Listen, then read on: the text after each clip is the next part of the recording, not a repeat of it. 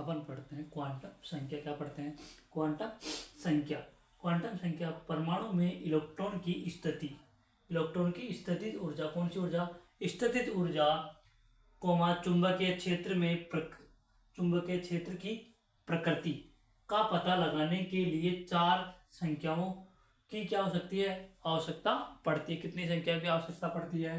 चार संख्याओं की क्या पड़ती है? आवश्यकता पड़ती है, जिन्हें क्वांटम संख्या कहते हैं। कितनी संख्याओं की आवश्यकता पड़ती है? चार संख्याओं की आवश्यकता पड़ती है। क्या निकालने के लिए? क्वांटम संख्या निकालने के लिए। अब क्वांटम संख्या कितने प्रकार की होती है? चार प्रकार की। कितने प्रकार की होती है क्वांटम संख्या?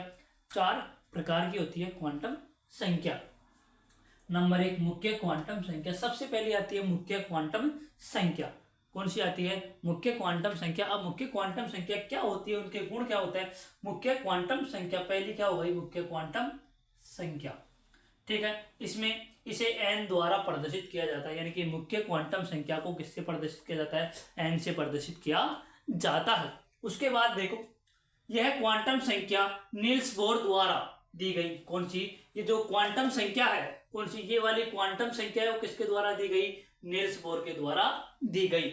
आगे आता है n का मान। n का मान यानी कि क्वांटम संख्या का मान 1 से अनंत तक होता है, यानी कि क्वांटम संख्या का मान कहां तक होता है? 1 से लेकर अनंत तक होता है। ठीक है, आगे आता है, यह क्वांटम संख्या कोष को प्रदर्शित करती है। किसको प्रदर्शित करती है? कोष को प्रदर्शित करती है। जैसे अपन किसी भी इलेक्ट्रॉन में, कोषों में क्या भरते हैं? इलेक्ट्रॉन भरते हैं, उनको प्रदर्शित करती है। कौन है? क्वांटम संख्या। कौन सी? यानी कि मुख्य क्वांटम संख्या। ठीक है, आगे n का मान, यानी कि n का मान यानी क्वांटम संख्या का मान बढ़ने पर ऊर्जा का मान, किसका मान? ऊर्जा का मान व आकार दोनों में क्या होती है? बढ़ोतरी होती है। किसका मान बढ़ेगा? यदि n का मान बढ़ेगा, किसका मान बढ़ेगा? यदि मुख्य क्वांटम संख्या का मान बढ़ेगा, मुख्य क्वांटम संख्या का मान बढ़ेगा, तो ऊर्जा व आकार दोनों में क्या होगी? बढ़ोतरी होगी। दोनों का मान क्या होगा? बढ़ेगा। आगे आता है, कोष में इलेक्ट्रॉन की संख्या 2n² होती है, यानी कि किसी भी कोष में इलेक्ट्रॉन की संख्या होती है, क्या होती है? 2n² होती है। आगे देखो, जैसे n बराबर 1, 2, 3, 4, 5, 6 और 7 है। ठीक है, 1, 2, 3, 4, 5, 6, 7। अब कोष है K, L, M, N, O, P और Q। ये क्या है? इनके कोष है। अब इनमें अधिकतम इलेक्ट्रॉन कितने भरे जा सकते हैं? क्या इलेक्ट्रॉन कितने भरे जा सकते हैं? अब देखो, एल के वाले कक्षक में कितने इलेक्ट्रॉन भर सकते हैं अपन? 2 इलेक्ट्रॉन भरे सकते हैं। एल वाले कक्षक में, सॉरी, एल वाले कोष में 8 इलेक्ट्रॉन, एम वाले कोष में 18 इलेक्ट्रॉन और एन कोष में 32 इलेक्ट्रॉन, ओ कोष में 50, पी में 72 और क्यू में 98 इलेक्ट्रॉन भरे सकते हैं। तो ठीक है, तो क्या हो गया? नंबर एक, मुख्य क्वांटम संख्या। क्या हो गया? मुख्य क्वांटम संख्या को n द्वारा प्रदर्शित किया जाता है। किसके द्वारा? n द्वारा प्रदर्शित किया जाता है। यह क्वांटम संख्या नील्स बोर द्वारा दी गई। कौन सी? जो मुख्य क्वांटम संख्या नील्स बोर द्वारा दी गई। n का मान 1 से अनंत तक होता है। ठीक है, 1 से अनंत तक होता है, यानी कि मुख्य क्वांटम संख्या का मान 1 से अनंत तक होता है। यह क्वांटम संख्या कोष को प्रदर्शित करती है। ये क्वांटम संख्या किसको प्रदर्शित करेगी? कोष को प्रदर्शित करती है। n का मान बढ़ने पर, किसका? n का मान बढ़ेगा तो ऊर्जा व आकार दोनों में क्या होती है? बढ़ोतरी होती है, दोनों का मान बढ़ेगा। यदि कोष में इलेक्ट्रॉन की संख्या 2n² होती है, तो यहाँ पे देखो 2n², n का मान कितना है? 2। ठीक है, 2 इंटू n², n का मान कितना है? 2। ठीक है, उनका स्क्वायर करके किससे गुणा कर रखा है? फिर 2 से गुणा कर रखा है। ठीक है, इसको उतार लिया।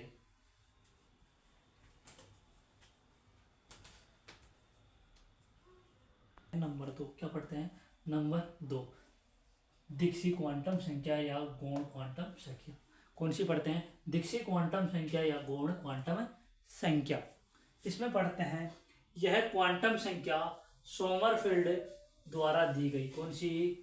दीक्षित क्वांटम संख्या या गौण क्वांटम संख्या किसके द्वारा दी गई थी? सोमरफेल्ड द्वारा दी गई थी। किसके द्वारा दी गई? सोमरफेल्ड द्वारा दी गई। इसे एल से प्रदर्शित किया जाता है, यानी कि दीक्षी और गौण क्वांटम संख्या है उसे एल से प्रदर्शित किया जाता है।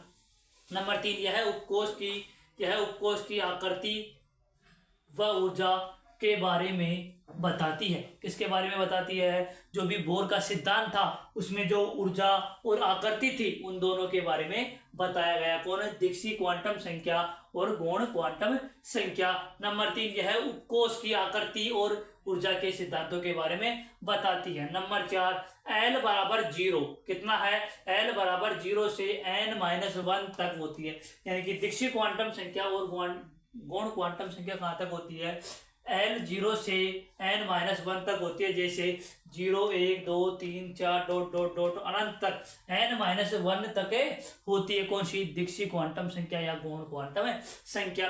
अगला आता है इन उपकोषों को क्रम से, इन उपकोष यानी कि जो भी उपकोष होते हैं S, P, D और F डॉट डॉट कहाँ तक? आदि, इन आदि से प्रदर्शित किया जाता है। कौन कौन सा? एस कक्षक, पी कक्षक और डी कक्षक और एफ कक्षक से प्रदर्शित किया जाता है। किसको? दीक्षी क्वांटम संख्या या गौण क्वांटम संख्या को। अगला आता है किसी भी कोष में उपस्थित, यानी कि किसी भी कोष में उपकोषों की संख्या को n के द्वारा, यानी कि जितनी भी कोष है उपकोष के n के बराबर होते हैं। यानी कि दीक्षी क्वांटम संख्या और गौण क्वांटम संख्या में किसी भी कोष में उपकोषों की संख्या n के बराबर होती है, यानी कि जितने इलेक्ट्रॉन होंगे न्यूट्रॉन होंगे उसके बराबर होगी। अगला उपकोषों की संख्या, इसकी उपकोष की ऊर्जा का क्रम, इसकी उपकोष की ऊर्जा का क्रम NS, फिर NP, ND और NF डॉट डॉट डॉट इसके बराबर होता है। आगे है इलेक्ट्रॉन का कक्षीय कोणीय संवेग, यानी कि इलेक्ट्रॉन का कक्षीय कोणीय संवेग क्या होता है? H √L कोष्टक L+1/2π, ये क्या होता है? इनका कक्षीय कोणीय संवेग होता है। क्या होता है? कक्षीय कोणीय संवेग होता है किसका? दीक्षी क्वांटम संख्या या गौण क्वांटम संख्या का। ठीक है, इसको उतार लो, नंबर 3 चलेगा।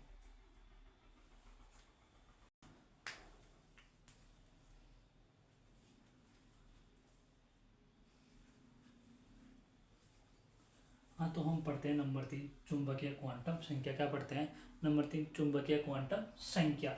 इसे जीनोम द्वारा दी गई, किसे? जीनेम द्वारा दी गई थी। किसके द्वारा? जीनेम नामक वैज्ञानिक द्वारा दी गई थी। कौन सी? चुंबकीय क्वांटम संख्या। अब आता है इसे स्मॉल m से प्रदर्शित किया जाता है, यानी कि मुख्य क्वांटम संख्या को। किसको? जो चुंबकीय क्वांटम संख्या है, मुख्य क्वांटम संख्या नंबर 1 आती है, उसके बाद नंबर 3 आती थी अपने पास। क्या आती थी? चुंबकीय क्वांटम संख्या। इसे m से प्रदर्शित किया जाता है, स्मॉल m से प्रदर्शित किया जाता है। नंबर 3, यह कक्षकों के अभिविन्यास का निर्धारण करती है। ये किसका निर्धारण करती है? कक्षकों के अभिविन्यास का निर्धारण करती है। कौन है?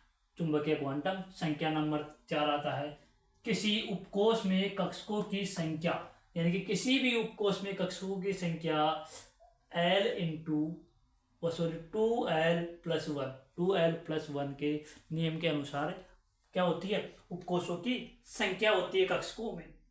नंबर 4, किसी कोष में कक्षकों की संख्या n² होती है, यानी कि किसी भी कक्षक में उपकोषों की संख्या क्या होती है? n² होती है, तथा प्रत्येक कक्षक में अधिकतम 2 इलेक्ट्रॉन होते हैं। यानी कि कोई सा भी कक्षक होगा उसमें अधिकतम कितने इलेक्ट्रॉन होंगे? 2 इलेक्ट्रॉन होते हैं। स्मॉल m का मान -1 से 1 तक होता है, यानी कि स्मॉल m का मान, यानी कि चुंबकीय क्वांटम संख्या का मान। किसका? चुंबकीय क्वांटम संख्या का मान -1 से 0 फिर +1 तक होता है, यानी कि -1 से 1 तक होता है। जैसे m बराबर -1 फिर 0 फिर 1। अगला है एक ही उपकोषों में सभी कक्षक ऊर्जा में समान होते हैं, यानी कि जो कोई भी उपकोष है, एक कक्षक के उपकोष, उसमें क्या होता है? एक ही उपकोष में सभी कक्षक ऊर्जा में समान होते हैं, यानी कि उन कक्षकों की ऊर्जा तो क्या होगी? समान होगी। उन्हें क्या कहते हैं? समभ्रंश कक्षक कहते हैं। क्या कहते हैं? समभ्रंश कक्षक कहते हैं। तो नंबर 3 अपन ने क्या पढ़ा? चुंबकीय क्वांटम संख्या। इसको उतार लो दोस्तों। अपन पढ़ते हैं चक्रण क्वांटम संख्या। क्या पढ़ते हैं? चक्रण क्वांटम संख्या। नंबर 1 है, यह क्वांटम संख्या चार्ज, किसके? चार्ज उल्हनबेग और सैमुअल गाउस स्मिथ नामक वैज्ञानिक दी गई थी, यानी कि दो वैज्ञानिक कौन था?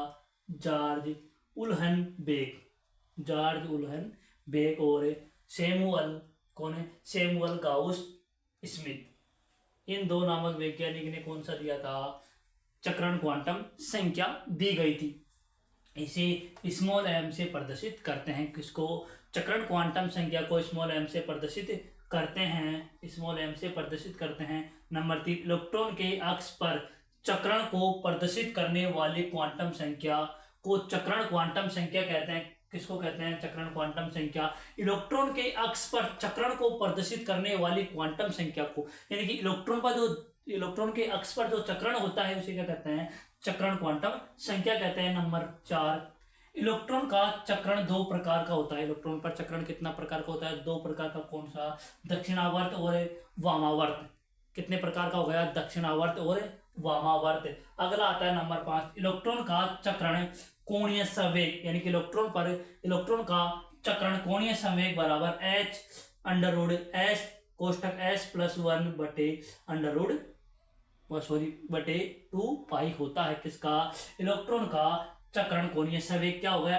h अंडर रूट s कोष्टक s प्लस 1 कोष्टक बंद बटे 2 अंडर रूट 2 पाई होता है। किसके बराबर होता है? 2 पाई के बराबर होता है। अगला आता है, एक कक्षक में विपरीत चक्रण वाले दो इलेक्ट्रॉन आ सकते हैं, यानी कि एक चक्रण में कितने विपरीत इलेक्ट्रॉन वाले दो कक्षक आ सकते हैं। ठीक है, अगली क्लास नेक्स्ट डे होगी।